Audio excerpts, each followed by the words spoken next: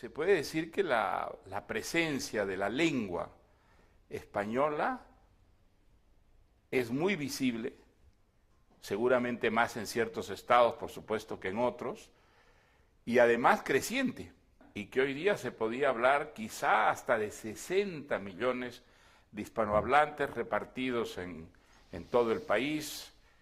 ¿Por qué el famoso melting pot? Este proceso de integración que han vivido prácticamente todos los inmigrantes en Estados Unidos de cualquier procedencia. A la corta o a la larga, pues se llegaban a integrar culturalmente, lingüísticamente, perdiendo incluso sus propias raíces. No ocurría con esta comunidad de lengua española, porque la lengua se mantenía, se heredaba 2, 3 generaciones, y en muchos casos la solidaridad, la identificación con el lugar de origen, al llegar a Estados Unidos, en lugar de diluirse, se fortalecía. Había una necesidad como de afirmar esa identidad cultural, no perderla viviendo en una sociedad lingüísticamente diferente.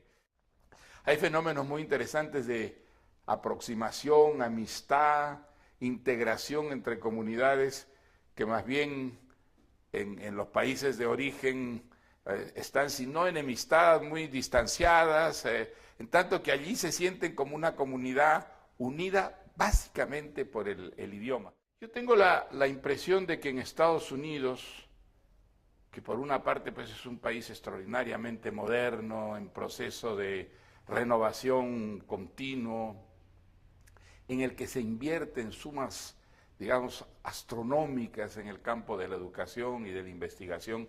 Al mismo tiempo hay un tipo de educación que sacrifica mucho las ideas y el conocimiento general por la especialización. Y entonces, una cosa que te sorprende mucho en Estados Unidos es incluso conversando con gente formada, culta, de pronto unos vacíos absolutamente extraordinarios, no solo sobre cosas que ocurren en España, sino cosas que ocurren en los países vecinos. Lo que es interesante, por ejemplo, es cómo las comunidades de origen hispánico en Estados Unidos reverencian, rinden culto a toda la presencia de lo hispánico en Estados Unidos. Eso es muy, muy interesante, por ejemplo, en California.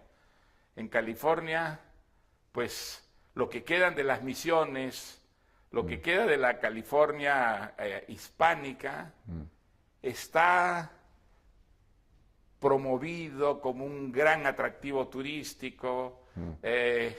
Las pequeñas iglesitas o construcciones coloniales han sido restauradas con muchísimo gusto, y es una labor fundamentalmente de los llamados hispánicos. Hay que recordar que hasta que llega España a América Latina era un mundo de comunidades que no podían entenderse entre sí.